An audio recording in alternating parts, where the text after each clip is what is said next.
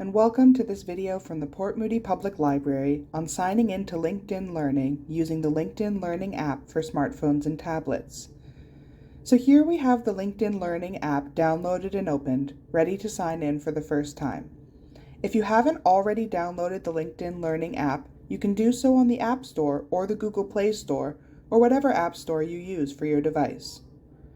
So to get started, at the bottom of the screen here, I'm going to tap the Sign In option. And when we get to the Sign In screen, we want to tap the option just below the email where it says Sign In with your library card. Now it will ask us to enter our library ID, and for Port Moody Public Library, it's just Port Moody Library.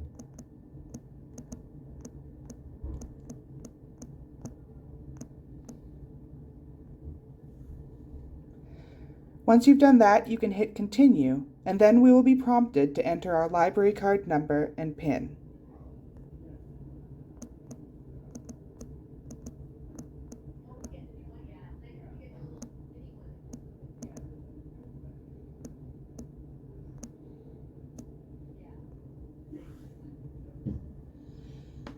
Once we've entered that, we can hit Continue, and it will take us to the home page of LinkedIn Learning.